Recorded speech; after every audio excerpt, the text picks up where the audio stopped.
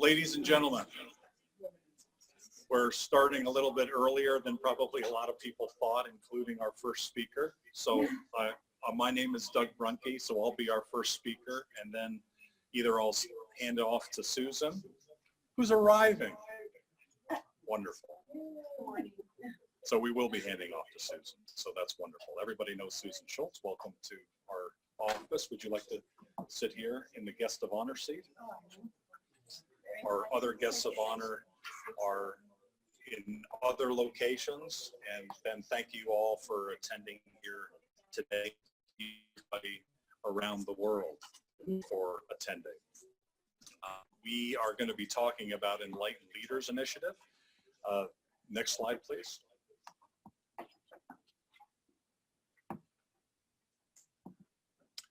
So the Enlightened Leaders Initiative has several goals. Mainly, number one is to support members. And even though this whole initiative started out through the Women in Global Leadership initiative, we are really believing that expanding this to men as well is very valuable. We intend to grow their leadership capabilities to more effectively create growth, impact change, and expand their success. Everybody's busy. There's a lot of things going on today, more than ever. We're bombarded by a million things. And so how do we handle that more effectively? Those of us doing international business are particularly susceptible to overload. And so we need to find ways to discover ways to make a bigger impact with less effort. So everything that we're doing is in a way that leverages our global mindset, our productivity, gender balance, and diversity within organizations. Next slide, please.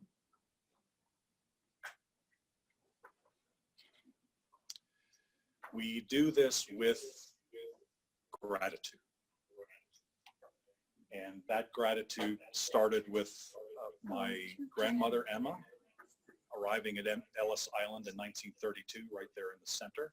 She was known as Miss Springs when my grandfather, who was the crazy entrepreneur, did his stuff, but she was the one that did the books. And she was the one that the employees of their small business relied on to get paid and all the reliable things. In her 1963 black Lincoln Continental with white leather interior, Mrs. Brings was a fixture in Queens, New York, and she was a lot of the mentorship for me in my early life. But all along the way, there have been milestones for me and now today within our membership that are totally inspiring. All three of our speakers, for instance, today are amazing women. Earlier in my career, an Hispanic woman, Ann Zaragoza, was the one who convinced DuPont management to let the young guy, Doug Brunke, go overseas. I was too young, but she convinced the management. Her African-American boss, which both of them were quite unusual 30 years ago, to get the young guy to go. You know, I think all of us can think about times in our lives that have relied on someone who is not an old white guy to be successful. And yet, you know, the old white guys like me hopefully will stick around and hopefully will continue to collaborate with the entire global tribe. Next slide, please. So from that gratitude, we shift to today, and we're going to hear from three amazing women. Susan Schultz is going to kick off. Mel Sanderson is on deck, and then Leila, Aridi, Afas will talk, and then I'll come back and we'll talk a little bit in more detail about the Enlightened Leaders Initiative. While you're sitting here, you'll be receiving an email on more detailed information about that and also where to sign up for that. But hopefully what you'll hear this morning from these three ladies is is a logical progression of how we got to where we are and where we need to be in 2018. Number one is with Susan, what's the business case for what we're talking about here, for global mindset, for diversity, for gender balance? So, I mean, doing something because it feels good is fine, but there should be a business case for it. Susan has that. Mel's going to be talking about global best practices and how different parts of the world do things better and worse than other parts, and so how we can leverage that. That's really the power of the global chamber being everywhere, is to be able to leverage our different chapters around the world. And then finally, Leila is going to be talking about leadership more in general. She's an extraordinary leader, and she works for Toyota, and she'll be talking about their perspectives on international leadership. So speaking about international leadership, is there anyone more of a leader than Susan Schultz? With Phoenix Committee on Foreign Relations, she was PCFR, for a couple decades, and she kept that going.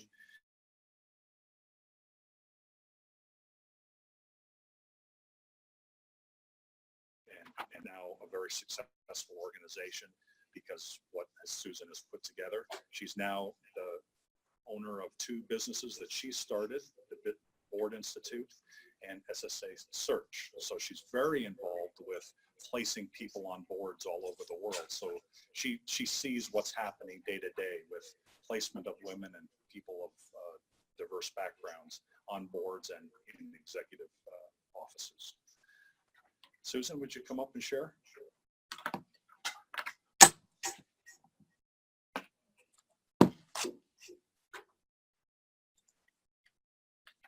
Let me try to get rid of that echo.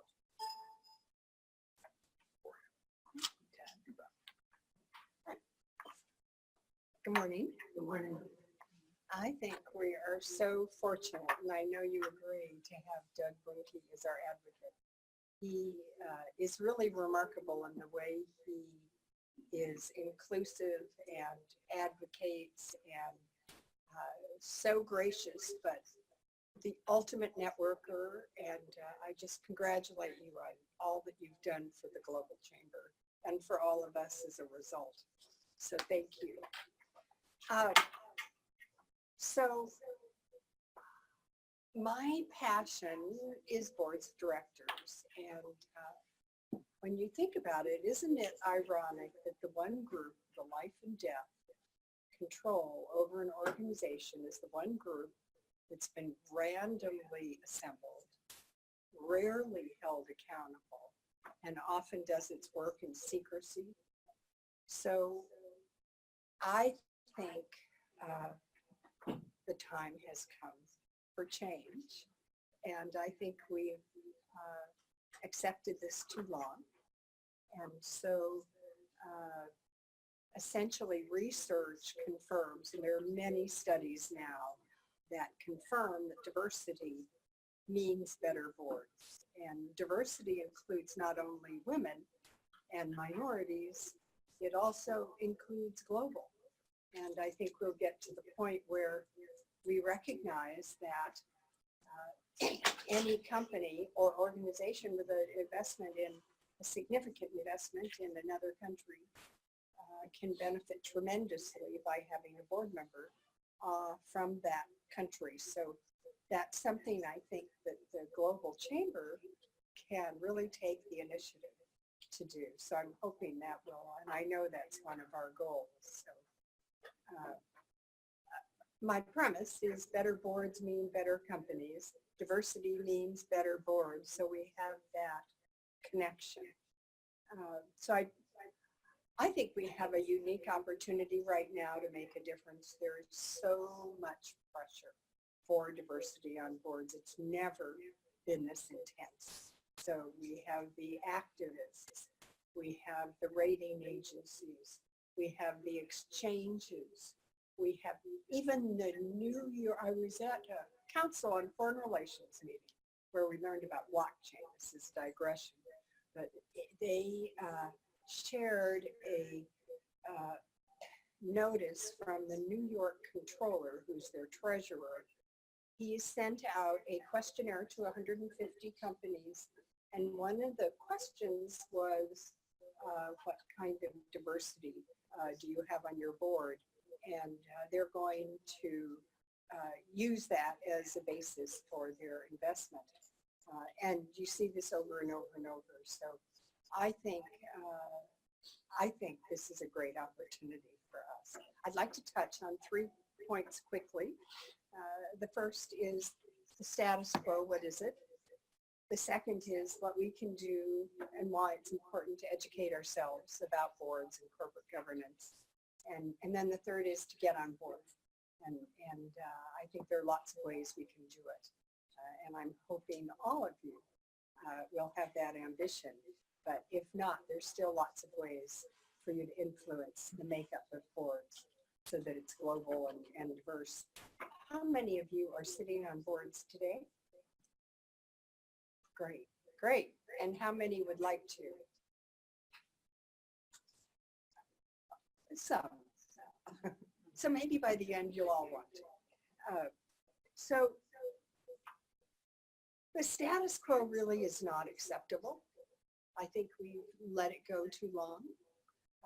There's a group that I was involved in, that I am involved in, called 2020. It's 20% women for boards in 2020. I think that's a too low bar. Women are the majority of our population, and we make the overwhelming majority of buying decisions. We're the majority of investors, employees, so 20% to me is not the right goal.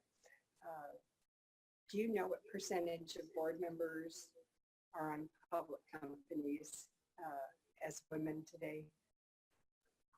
So just over 18% of board members at Fortune 500 companies are women.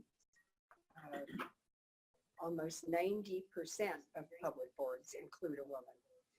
However, this doesn't sound so bad, but when you look more closely, you'll find a single director on that board.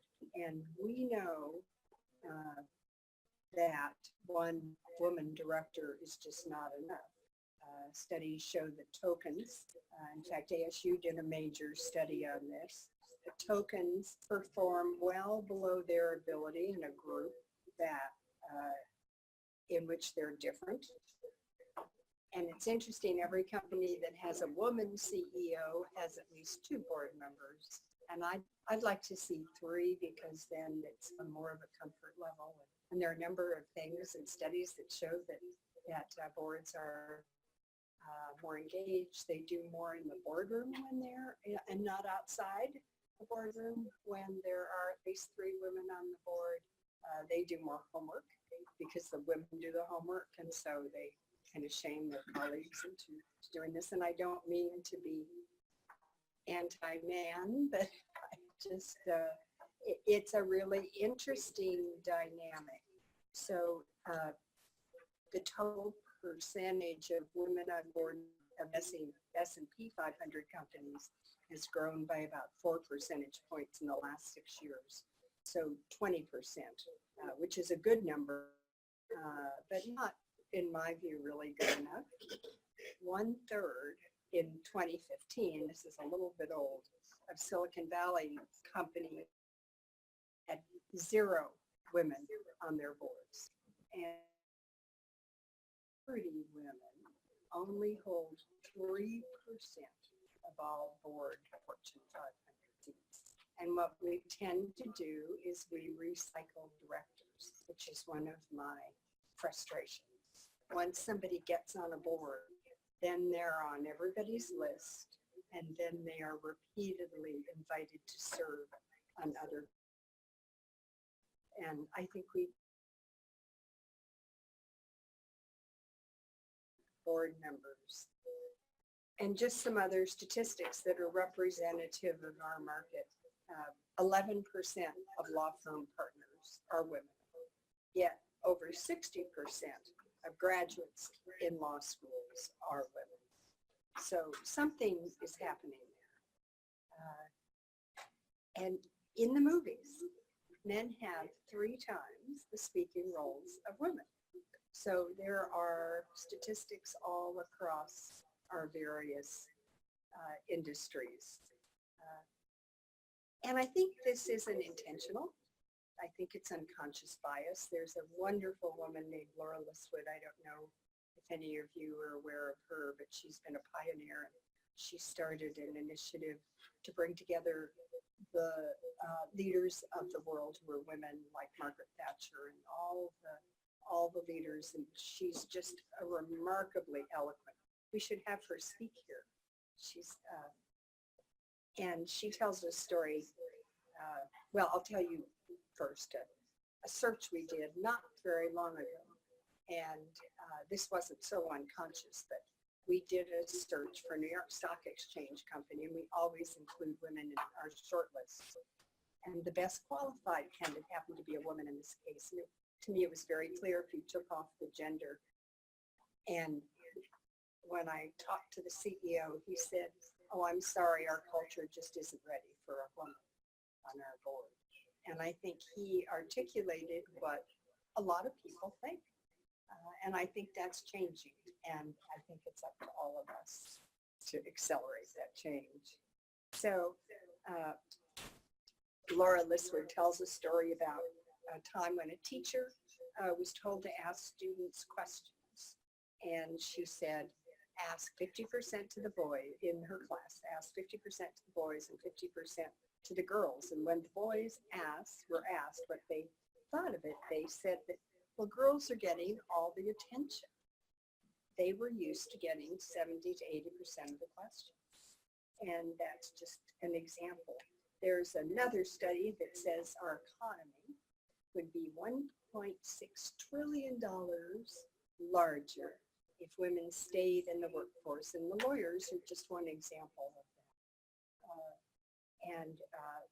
The rate they stay in Norway, Norway's our great example, but that's compared to Norway. So there are 2 ways that Laura Liswood looks at this: positive illusion and negative illusion. And in the positive illusion, men are perceived to be competent and they're expected to succeed or be qualified until proven otherwise. And the negative illusion is women are expected to fail or be unqualified until proven otherwise. And I think that there's a lot of truth. She has a lot of studies to back that up. And we did a search for a bank board, a large bank in New Jersey, and we looked really hard for a woman. We did find a woman, and she got through all the approvals, and she was eminently qualified. And she withdrew herself at the last minute. And she said, you know, I haven't been in banking. She had been a CFO of a public company. She had been an investment banker. She had overseen banks. I mean, she was so eminently qualified, but she couldn't check that last box. And so I think we as women need to do a better job of advocating for ourselves. So we can educate ourselves, but we do need to be aware of corporate governance, because it does make a difference. If we don't have representation at the top, we're not going to be able to reflect the diversity of our constituencies, which is only getting more diverse and more global. So I think it's imperative. It hasn't worked so well from the bottom up. It's getting better. But really, when you have somebody in the board saying, we're the woman, and what are we doing here, who's promoted, it isn't enough to have women in the pipeline, which used to be the criteria. You know, we need to make those changes. So look at board makeup, and diversity does include global. So it's something important to know about. There are a lot of organizations to educate us for free. All the big 4 accounting firms have lots of information for governance. Law firms, large law firms, and they're all available online. There are huge numbers of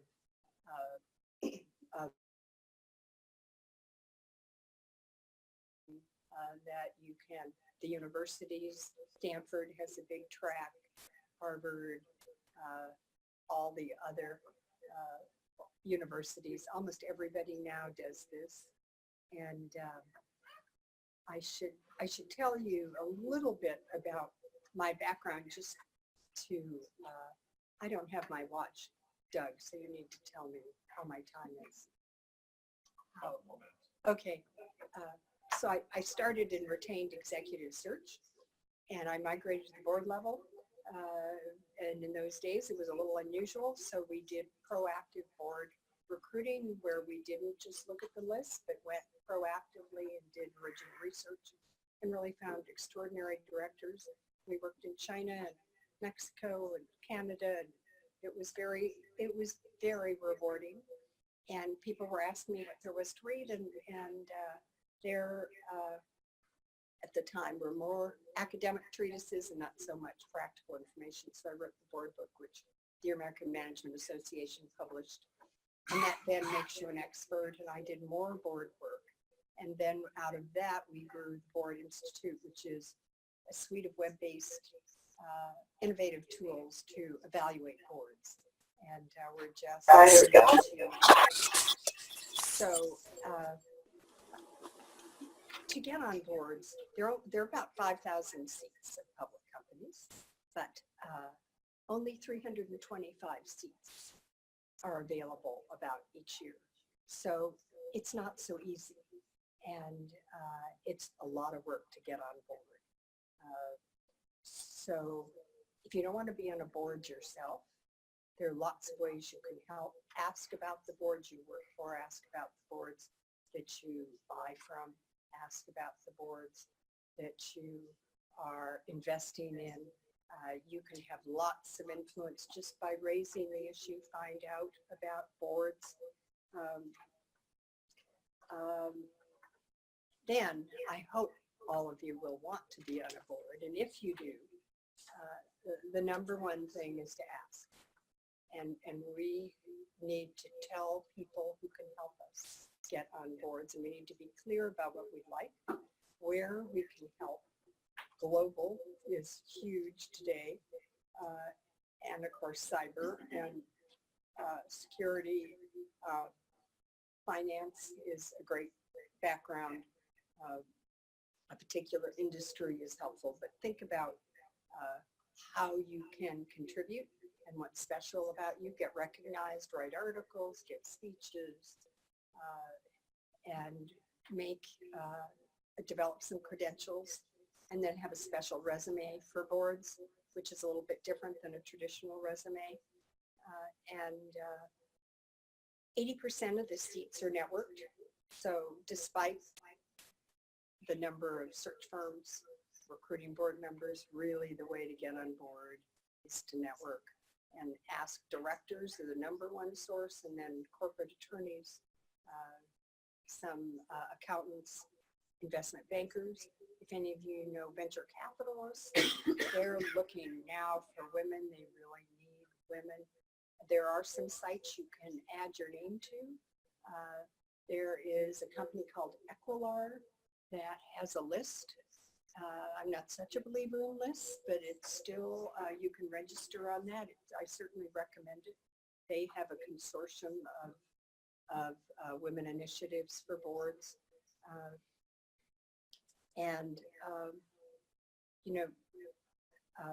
I would choose 5 boards that you'd like to be on, that you could contribute to, and then find out who's on those boards and find out how to meet those people, and either go through the lawyer, maybe you'll know one of them, but you'll probably know somebody who knows somebody, and then be prepared when you go talk to them. And a lot of it's timing, because there aren't often openings. So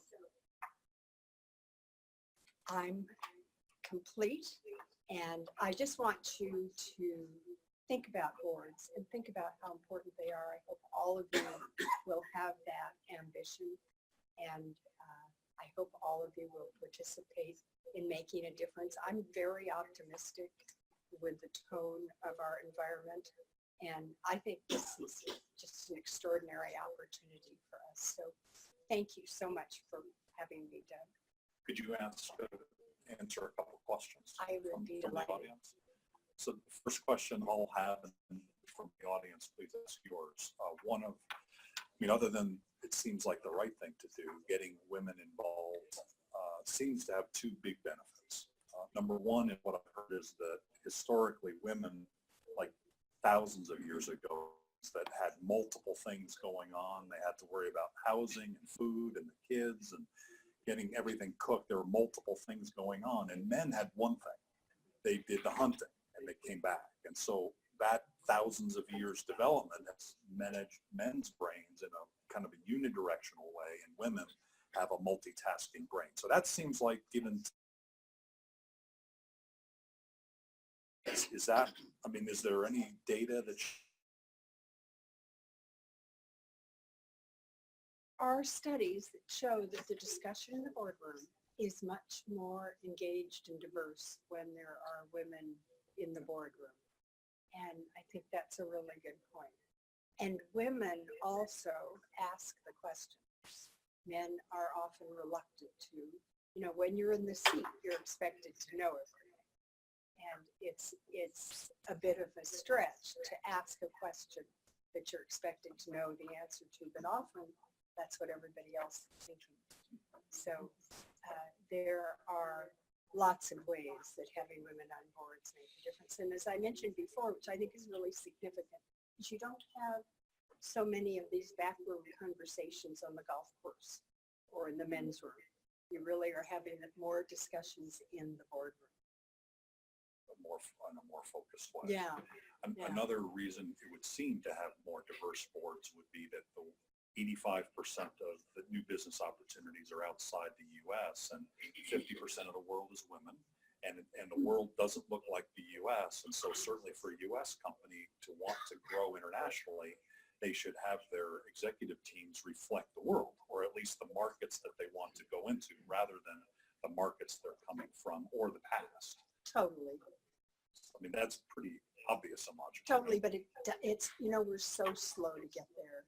We're just achingly slow, but that's right. And that's why at the board, if we can bring global directors from target markets onto the board, that will really impact the makeup of the executive team and the workforce. Any other questions from the floor?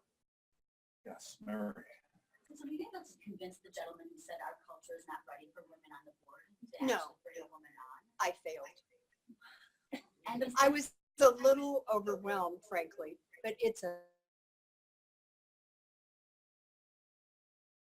most of them have their planes, and it's a little competition to see whose plane is the best and the best. And they own sports teams, and it's just a very macho environment. And I've gone back to them just recently.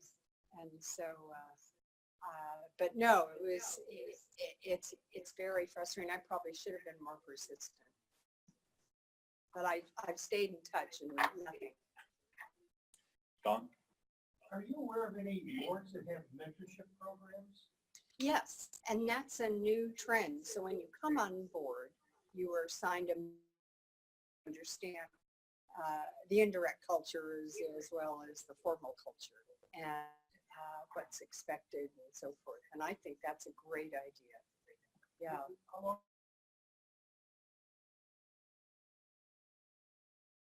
The mentorship part of it until you're actually a member of the board. Oh, it's not before you become a member. It's once you're on board is what I'm referencing. And I'm not aware of companies that mentor prospective directors because that's an interesting thought.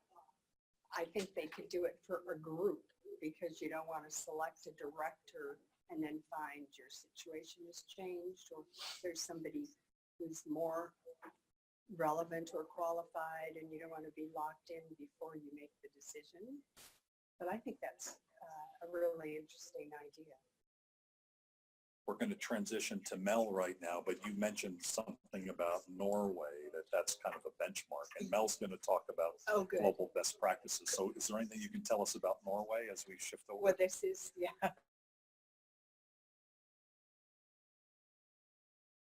Fine, and mandating women on board. So Norway has a requirement, for those of you who don't know, 40% of their board members must be women.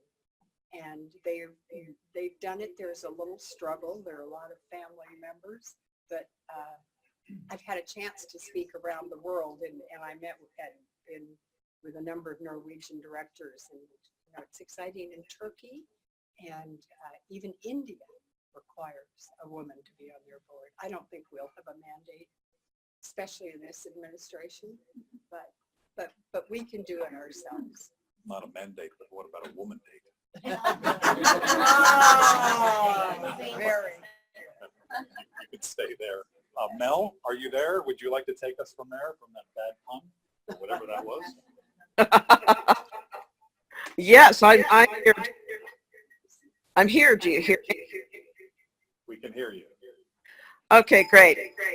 I'm going to set my timer here because I think you told me I had 10 minutes, so I'm going to set a timer. There we go.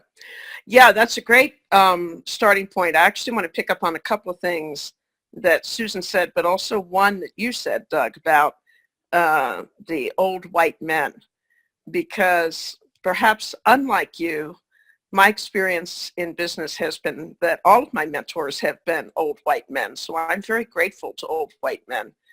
And that's a key point that I would like to make. One reason that I see great value in this initiative is that it includes both genders. But I would say that just in aggregate, obviously not talking about person to person, but in general, we women need to do a lot better job of mentoring other women. There's still too much zero-sum thinking, in my opinion, in many industries. And this is another point that I'd like to make early on, is that what we're talking about is variable by industry sector, because I've worked in banking, retail, government, and now mining. And across those four sectors, banking and mining have been the most difficult in terms of women and building good networks and rising to the top for very similar reasons, I think. Financially, until recently, most of the large monetary funds and most of the large monetary decisions have been made by men. And therefore, banks didn't feel a great incentive to include the female perspective because we were not regarded as decision makers. In mining, we still have that perception that men are those engineers who are out there busting rocks and pouring metal, even though across the industry we have stellar female engineers. Generally speaking, the perception is still that this is a man's world in that industry. Retail has always been friendlier to women, and it's very interesting that it's also regarded in some ways disparagingly. Oh, you're in a retail job, it pays less, it has less influence, and yet when you look at the services sector across the world, it's the fastest growing, and it has been historically the most friendly to women. And why is that? Women make purchasing decisions in the services sector more than men do. Think about it. Who does the grocery shopping? Who buys the clothes for the family? So there's a deep interrelationship across cultures between where women have been perceived to be the most active and where they have not, which in turn I think has influenced how women have been able to do in various business sectors. Coming now to government, I want to pick up on what Susan was saying about Norway and India and look at that in comparison to some other countries. Because one thing that I think is important to note in our best case examples is the power of politics, the power of law. Because countries that have legislated equal or near equal participation for women are doing better economically. I mean, you look at Norway and you look at India's meteoric growth in recent years, than countries which have, for various reasons, not chosen to put in place similar strictures or protections. I mean, you even look at the United States, essentially the gender wars that were fought in the 70s to get legislation in place that allowed women to more fully participate in the workplace. That was key. So I want to make the point here that with all the drive and professionalism and even goodwill in the world, in many cases across industries, not on a company per company basis, but across industries, we also have to have an enabling political environment to allow positive change to take place. You look in Africa, or you look at some of the countries such as Vietnam in the Far East, and what you find is there are powerful cultural factors in place that keep women from aggressively pursuing opportunities in the workplace. Example, women are disadvantaged systemically for access to education, even basic education. And it's awfully hard to rise and do anything other than the most basic work if you are not allowed access to education. Women around the world, including and perhaps especially the mothers of the world, need to do a better job of pushing their girls forward. Because Susan so correctly pointed out that women are expected to fail. And when that culture is in place, it becomes a mentality even for young girls. And if you don't have the confidence to go out and try, no amount of support or mentoring or even legislation will help you rise. It comes from beginning with confidence. So we need to address those issues also. And those are very complicated issues. And again, comes back in a certain level to politics, but also comes back to looking at how education is delivered. Saudi Arabia is a wonderful example. The Crown Prince, who recently decreed that women would now be allowed to drive. This is going to open up the change in the workforce of Saudi Arabia, and what was one of his motivating factors, and he said it in his public proclamation, that it is important to allow women greater access to the workplace in order to ensure Saudi Arabia's economic viability for the future. I think, at least for me, and everyone should correct me if I'm wrong, that's the first time I've heard any world leader or a person who's basically a national leader articulated quite that obviously. So I think that's very powerful and very compelling, particularly in that culture. I would say that we need to do a better job of, within businesses, working with our networking capabilities. Because again, as Susan so correctly said, rising to the top has a lot to do with your network. And men are still networking on the golf courses. I have a friend who went out and took golf lessons because she thought that if she knew how to play golf, she might be invited to join the network on the golf course. No, that didn't work out that way. So we women need to build our own networks, because once we have them, our networks will be better able to interact with the existing male networks. So why can't we have our own women's golf outings where we all get together and network and talk about what our goals and objectives are? I think we need, as women, to do a better job of spotting talent in our younger women and working directly with them to help them grow that talent, whether it's steering them towards certification courses that they need, or steering them to take advantage of corporate education benefits and get a higher level degree. We need to be out there pushing that confidence level for our younger women. So I want to circle back to that point. It starts with each and every one of us having the confidence to believe that we can do it, to believe that we deserve to rise, and not to turn down that great job or that great opportunity when it's offered, because we fall back on, well, I'm just not sure, I haven't done that before, whatever that little voice in the back of the head might say to us. We have to be out there countering that and saying to our colleagues that we're better than that.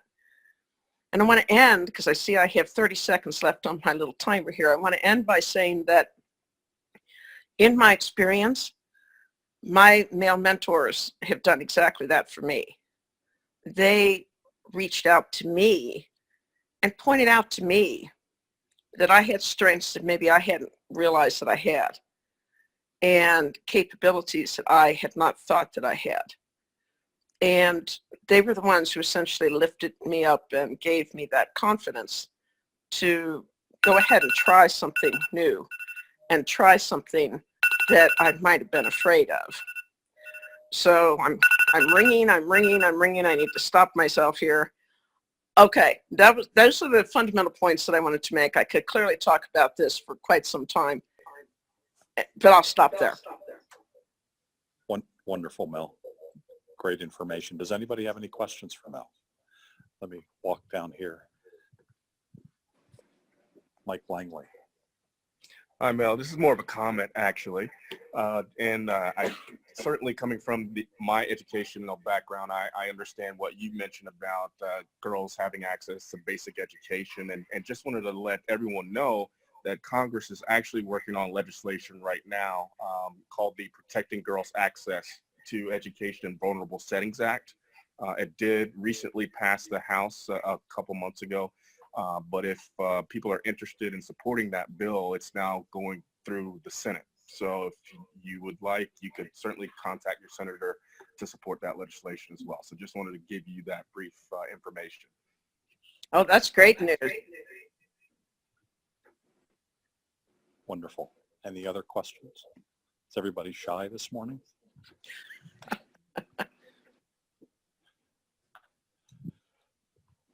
Moses has his question.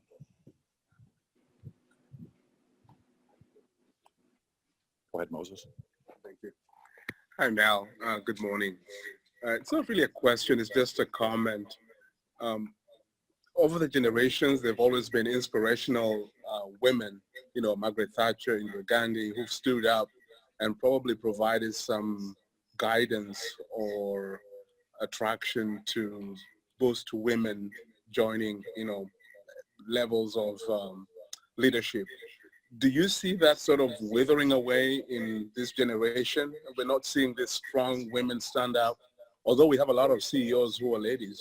But do you see that as a trend or a reason? I think that what we're seeing is the start of a reversal of that trend, because I agree with you that maybe over the last decade or so, we haven't had as many of those strong and viable female figures in public life. But I think that around the world right now, that's really starting to change. And I see, women in their 40s and 50s coming forward to take those roles. And I agree with you, that's a very important inspirational and motivational factor, because when you see that someone else is president of a country or head of the parliament or a CEO or head of a business organization, those kinds of things are what cause other women to say to themselves, yoo-hoo, I can do that too.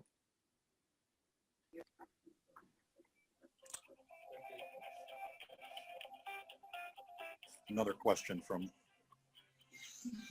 that was interesting. Yes. Yeah. Hi, Mel. My name is Tanya. Tracking back to what Susan was talking about, board members, the presence of women on board members. In the mining industry, how do you see the women, what do we look like on the boards within the mining industry? Are we present? Are we still striving? What does that look like for us? It's extremely variable across the industry. It's easier to answer you almost by looking at a couple of the majors, because across the mining industry, it's basically broken into three segments, just as background for those who aren't familiar with the industry. You have companies that focus only on exploration, and while they do have boards, those boards tend to be small, they tend to be all male, and highly focused in a very narrow area of specialization. Then we have what are called the junior miners. And those are the guys who straddle that gap. They buy some properties from explorers and they bring some of the smaller projects to development. Those boards are a little bit larger, still tend to be almost exclusively male. At the level of the majors, who of course trade on the world stock exchanges, they have felt the pressure to have more women, and for that matter, to have more NGO representation. And the reason I mention that is because in many cases on boards like Rio Tinto's board or BHP's board or Freeport's board, you see a combination of those two. So let's just say hypothetically that a corporate decision is made that we want to have 2 NGO representatives on our board. It's interesting that frequently those NGO representatives are women. So we do have women in the boardroom, nowhere approaching the 20% that Susan mentioned. And oh, by the way, I strongly agree with Susan that 20% isn't good enough either, but I guess we have to get to 20% before we can strive for more. So the answer is yes, we do have women on the corporate boards of the large companies, not enough. Thank you, Mel. Hang in there, and Susan's standing here as well, and we're going to switch to Leila. Wherever you are today, Leila, are you in DC? I am. So let's see what your backdrop is. Mel chose a predator right over her head. I chose a beautiful Lexus on my back wall.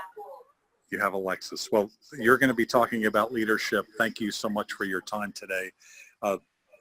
Please share your thoughts about leadership. Yes, well, first, thank you very much to Susan and Mel for your excellent and very thought-provoking comments. I wish I had heard you speak when I was earlier in my career, but even at this stage, I could greatly benefit, so thank you very much for that. My remarks, I'm going to focus on what corporations are looking for now when it comes to leadership, and as we sort of the 21st century is kind of in its teenage years right now, so rather frenetic as we see. And I'm talking from my experience not only working for Toyota, which of course is a huge global company, but my experience working with global companies both as a member of the President's Export Council during President Obama's term, where I worked with 25 top U.S. firms in various sectors, including mining and others, and also my experience working in management consulting, where I advised Fortune 500 companies as well as many startups who had operations all over the world, and that was primarily out of London and Dubai. So I think one of the greatest challenges we're seeing and what a lot of corporations are focusing on is this fact that we are no longer operating in a world with borders, in the sense that with high tech and rapid digitization, we see that borders are no longer barriers, even though some people might wish that they were, in order to keep out ideas, to keep out people, to keep out the free flow of capital. And so it's creating this need to have leaders that think globally and can operate in this highly complex global environment. And I say it's highly complex because if we learned anything from last year and what we have of this year, we have a couple weeks left, is that the only thing that's predictable is unpredictability. We are entering an era where we can no longer take things for granted, such as the European Union will be around, or such as the North American Free Trade Agreement. And we have to now operate in this environment where many things that have been law or have been custom or have been concretized as agreements could go away. And so how do we make the decisions, long-term investment decisions, hiring decisions, strategic decisions, when we don't know how those factors will play out? And what's interesting also, when you look at sort of the challenges that we're going to face in what we're now calling the new normal, is the companies that have fared well and the companies that have been able to adapt, whether that's an Apple or an IBM or other firms, is the fact that the greatest indicator of their success is not the CEO, it's the entire leadership team. And so I think that's an important thing to keep in mind. It's not this sort of a solo act that we tend to glorify, like a Steve Jobs or these really iconic leaders, but really it's the people around them. And some of the best leaders will tell you the reason they're able to be so successful is because the people that flank them could do their job even better, and they're highly aware of that, and they empower these people to do well.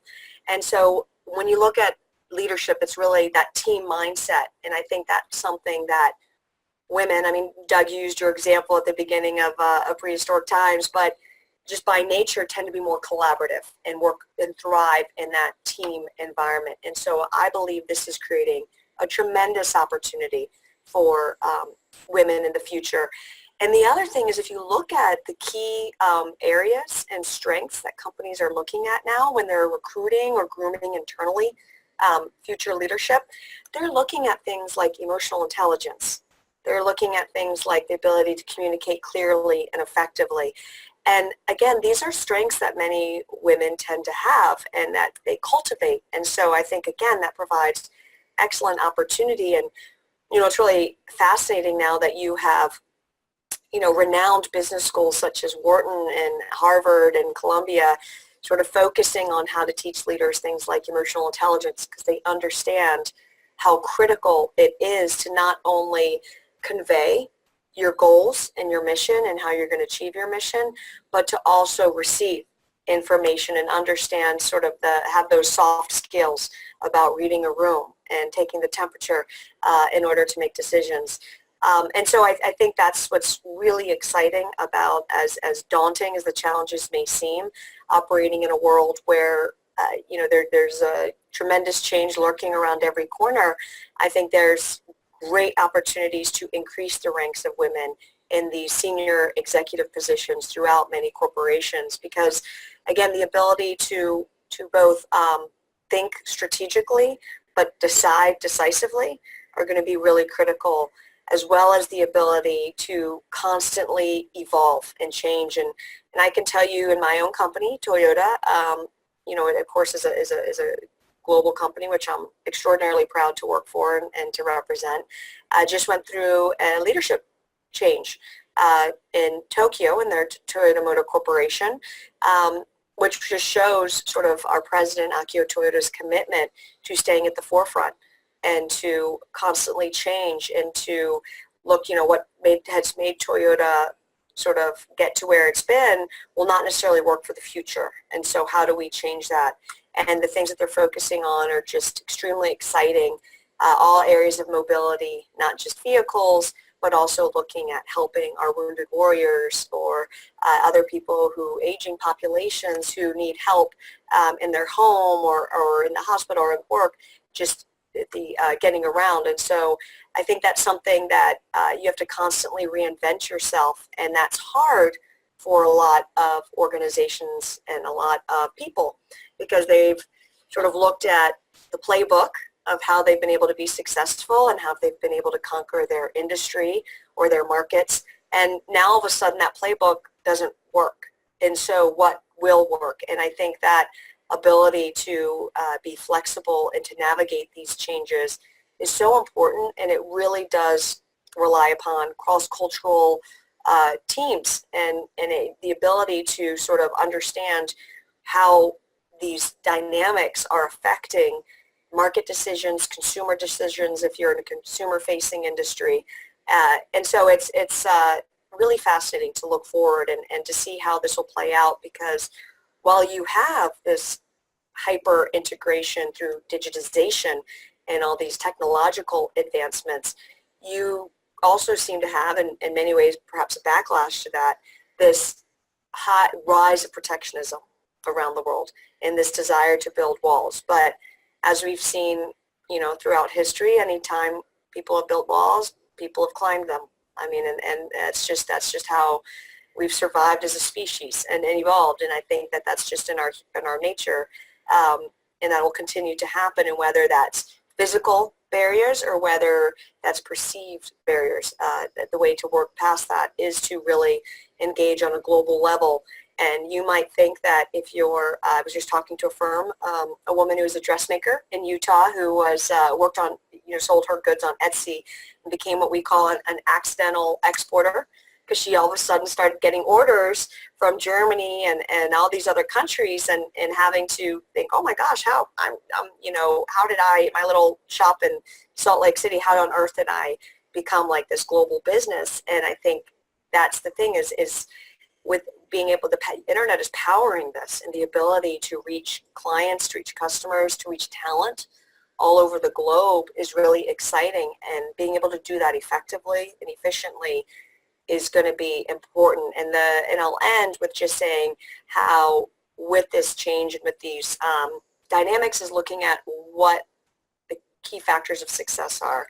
So, and again, leading back with that emotional intelligence, it's not just how well a company's returns are or what their market capitalization may be, but also what their values are. And you see consumers increasingly concerned about those issues and the values that are placed. And I'll just use the example of Uber, which was doing incredibly well, but they had a leadership crisis with Travis Kalanick, and he was pushed out by the board despite the fact that how many billions of dollars Uber amassed from investors, but people are looking for more from their leaders. And I think that's it's going to be even more true as we've seen this just sort of wave of sexual harassment cases and things coming through. I think we have not seen the end of it. I think this is just sort of the beginning, and how companies are going to respond. And again, that provides yet another opportunity for women to really demonstrate their leadership and have the opportunity to provide the diversity of thought and perspective to really make corporations even stronger as we face an increasingly competitive global landscape. So with that, Doug, I am happy to take any questions that people may have. Great. We do have a question from Tina Slice, who's from Phoenix, Arizona, by way of Amman, Jordan. Ah. She's asking, what key steps do you think are crucial for young women or mentees to take to better get noticed on boards or increase their chance of being hired on board? So that may be a question that's better for Susan. Actually, Susan's still with us? She is. Susan, since it's a board question, you're the expert.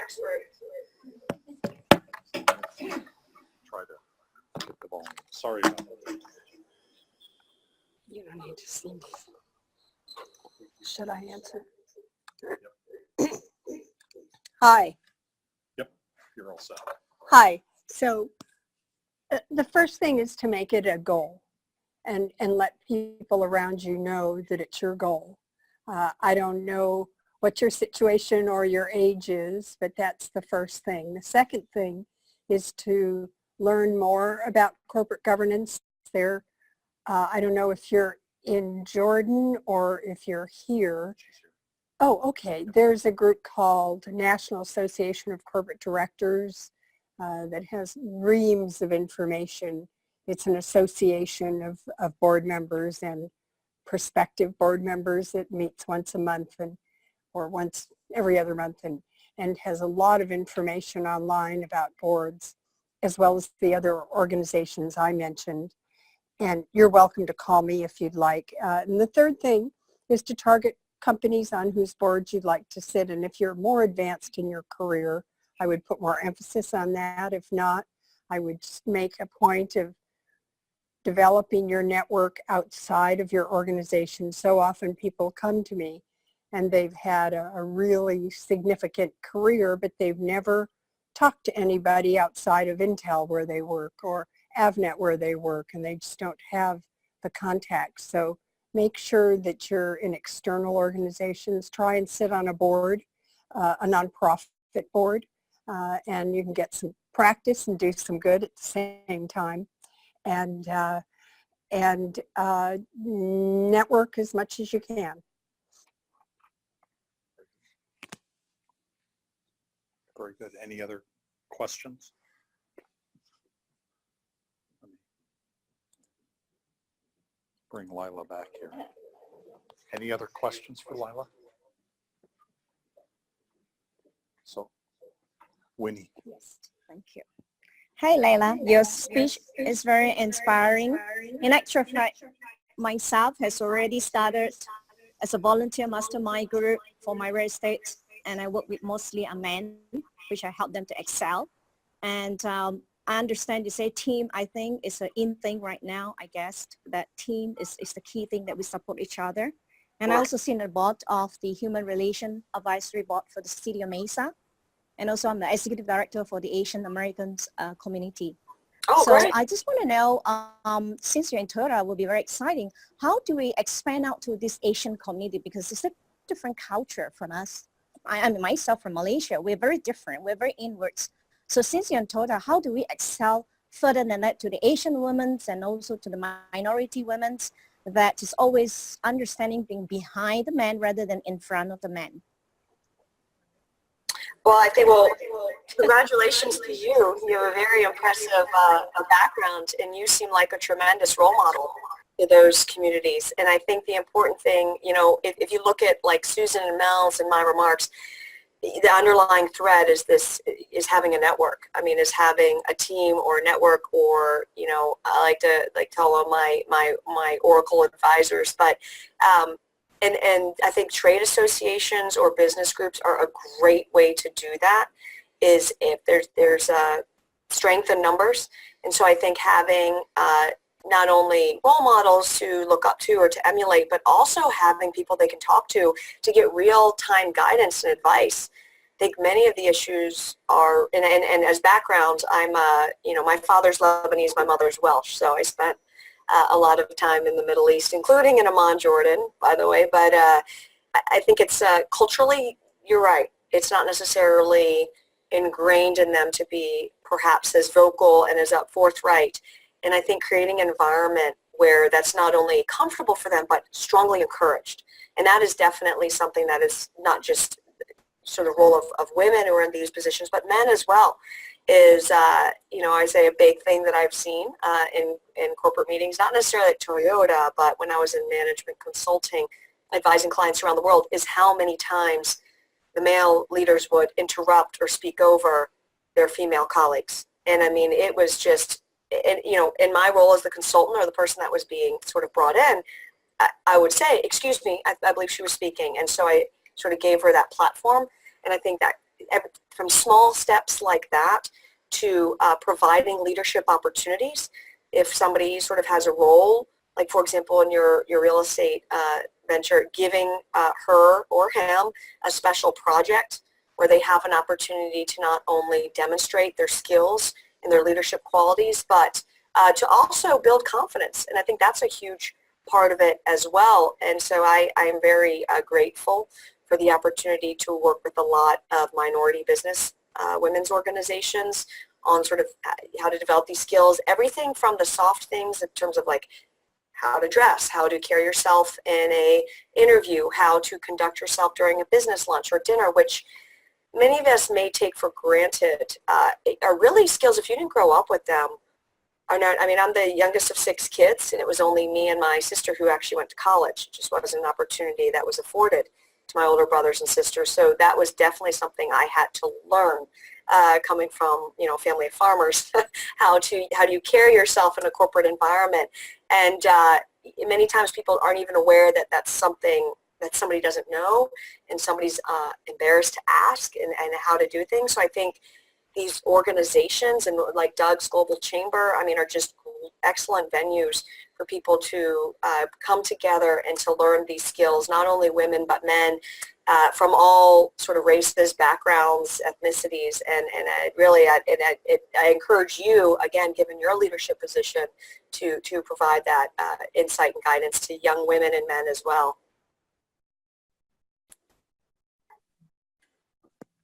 Thank you, Leila. We're going to ask all the ladies to hang on still. And we've got just 5 minutes of some additional information, kind of path forward for Global Chamber. Cesar, if you could put up those slides and I'll talk through those. And then we'll have a little bit more time at the end for questions, and then we'll wrap up.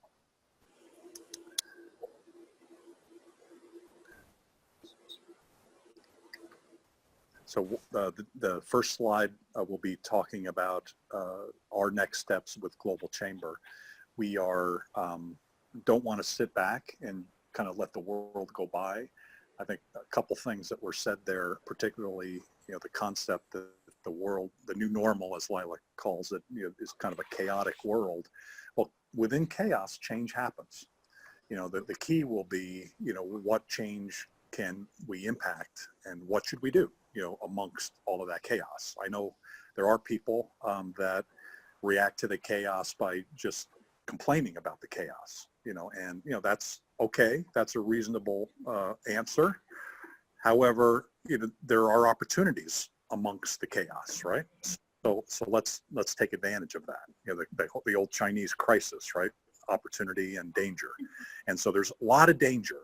I think we all agree that what's going on in the world today is very dangerous, but there's also a lot of opportunity. And so Global Chamber is committed to doing things about it. And the good news is we have amazing people who are members and are participating, including all of you. So thank you very much for doing that. And as I think you've seen, the three ladies talking today are off the charts. So we're going to tackle it 4 ways. Number one is we're going to continue to do events like this and other events like Women in Global Leadership, Diversity in Global Leadership. We're going to be doing a mentorship program, so we're going to wrap up mentorship results. We're going to talk about what's happened from a good perspective. We're going to provide awards. There's a variety of things that we're going to do going forward that we've kind of been doing once in a while, but we're going to incorporate this more broadly. So on the event side, in fact, very specifically, our next Women in Global Leadership event is on February 20th. And normally that was a once a year kind of adventure, or actually it's been 3 times in the last year. We're going to do it more frequently. So the next slide, please. So number one is we're going to be doing more events. One thing that we'd really like to encourage you to get involved with, and most of you or many of you have already, signed up for, at least from an interest perspective, is mentoring. So this is something that we feel that is something that's very important. It's something that's done in a lot of different places, and the team that's within Global Chamber that's helped put this together over the last couple of months has provided me a lot of information. Honestly, I didn't have a lot of the background on what mentoring really is and the best practices. It's International Mentoring Month in January, as Gloria has pointed out, and so we're rolling out an international mentoring program within Global Chamber that includes mentor-mentee, kind of more traditional, that kind of relationship, and peer mentoring, where you might have somebody that's relatively equal to you, and yet you both have holes that you can fill for each other. And so those are the 2 main relationships. When you sign up, I'm not sure whether you sign up as a mentor or mentee in that scenario, but I would say, however you feel comfortable, sign up either one and we'll sort through that. What's kind of cool in our situation is it's not like one organization. A lot of the mentoring programs that we've looked at are, one city or one company or one region in mentoring. We can do it across geography. So if you want somebody to mentor you from Paris or Kuala Lumpur or somewhere, that's possible with Global Chamber. So we do have a link that's all of the attendees. If you've signed up and we have your email in terms of the registration, you'll get the link to at least sign up and check it out. It considers geography. It considers what market segment you might be interested in if you are. what kind of experience do you have and what are you looking for? You can decide whether you want a man or a woman or you're just open to it. It will consider personality in the match of the personality, and then kind of where you wish to grow in 2018. Again, where are the holes? What do you want to fill in? I've talked to some women of advanced experience, and I talked to them about the peer-to-peer and that you'll both be learning. And one of them actually told me, well, you know, I don't really need to learn, but I do want to help. I want to pull people up. So that's another thing too. That's cool as well. So those are all good alternatives. So you'll be presented with alternatives and then supported to kick things off from a mentoring perspective. So all members of Global Chamber can participate in the mentoring program. So there's no additional cost, and hopefully you'll look at that as an opportunity to advance your membership, but also mainly to advance your own skill sets and your own leadership. Next slide, please.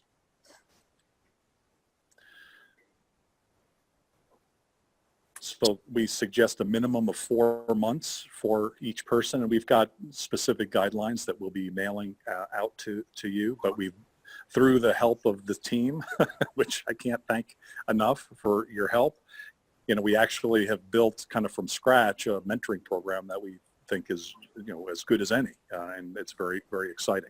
One of the things that I think is really important is the ability to switch your mentor-mentee relationship at any time, you know, if you're not comfortable, and make that to be an easy thing.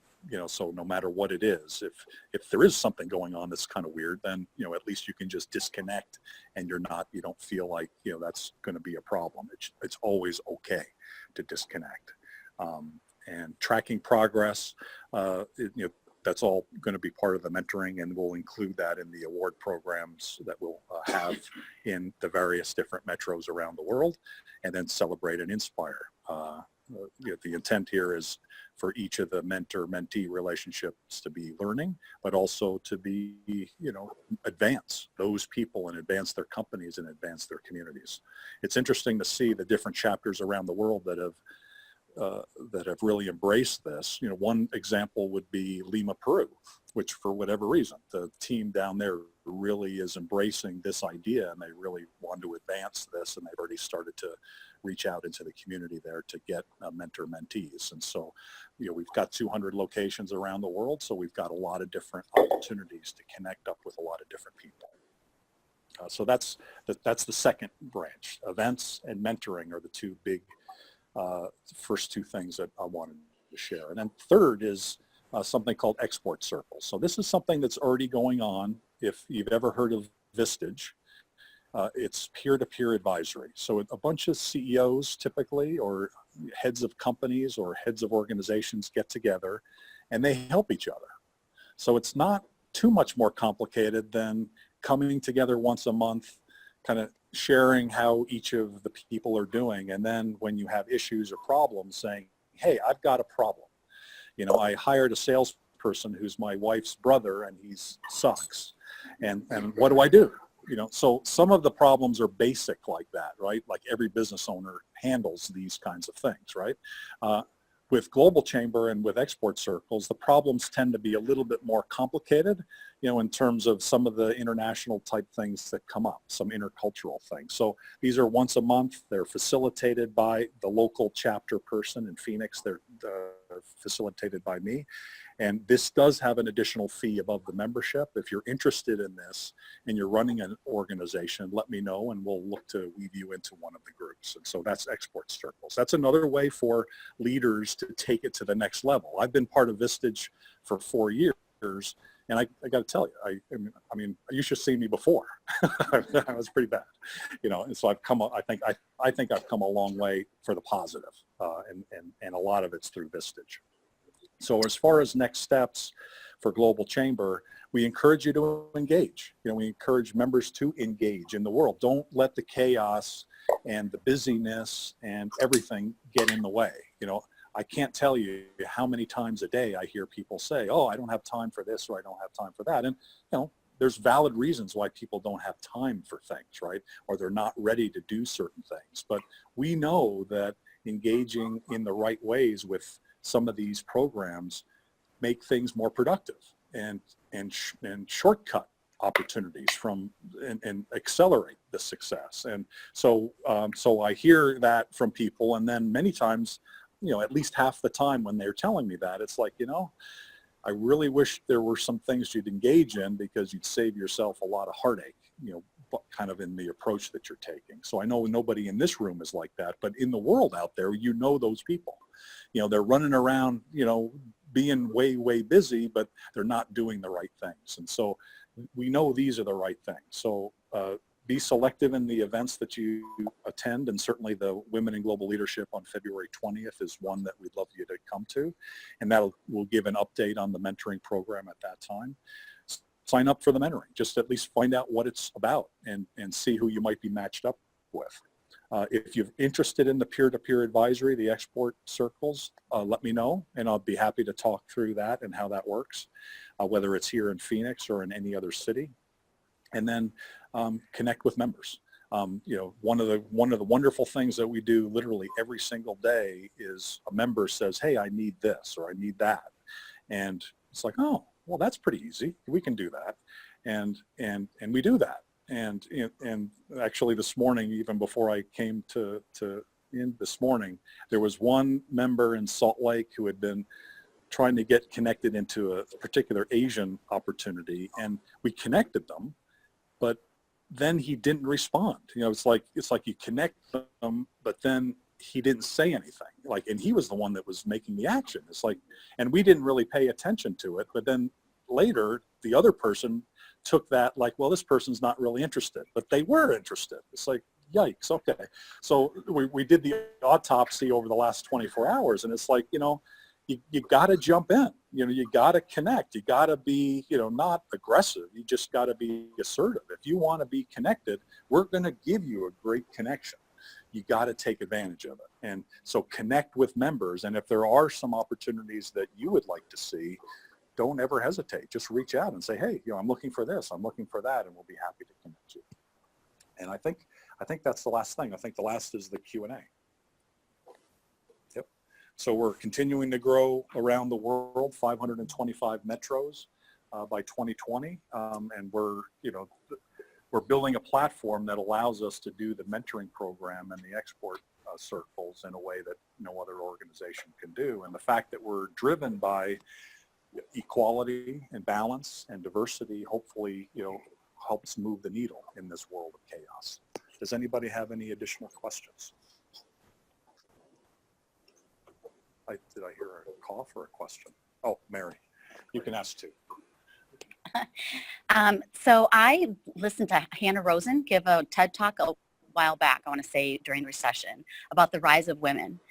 And I felt like it was an empowering speech about how globally, not just in the U.S., but globally, women are rising to positions of power, taking advantage of our network, really, really making a difference in this world. And then Donald Trump gets elected.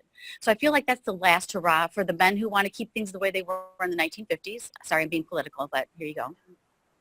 But I feel like this is a time for women to really step forward, and the Me Too, campaign or whatever it is really helping push that. I just think there's a rise in it. Am I just blowing smoke, or is this something that's real from any of the panelists? Is this something that you feel is a not just a U.S. movement, but a global movement that we're just behind the curve on? Well, I'll jump in on that. I definitely agree with you that it's taking place. And I think especially here in the U.S. And that's obviously a hugely powerful thing. I think generically speaking, for years we've been behind our female colleagues in Western Europe who have done much better on most fronts than have we women in America. We are ahead of women in Africa or women in the Far East. And I think across the North American continent, the United States women are behind Canadian women, but more or less on parity with major economies in Latin America. So I agree with you that there's a positive wave underway. It may be backlash to recent developments, but whatever the motivator, I think it's a very positive development, and I think it's incumbent on all of us to be as active, as vocal, and as supportive as we possibly can be to keep this positive trend going and help it gain momentum. The Dalai Lama said that the Western woman would save the world. Yeehaw, speaking from Wyoming.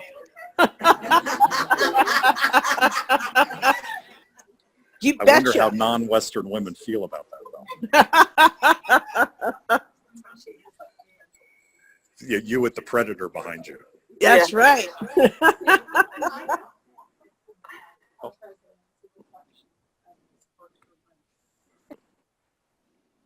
So it's half past. We're going to end right now. We can continue to meet here, in the location. And those of you internationally, I know there are a couple questions we didn't get to. We'll get to those and we'll do a follow-up. We'll write a post about this and there'll be a video. And definitely all of the people who have attended will have a link with some additional information, and we look forward to following up with you. Thank you for all coming out, and thank you to our speakers. A round of applause for 3 amazing ladies. Thank you, ladies. Thank you. Bye. Happy holidays. Yeah, Merry Christmas to all, and to all a good day.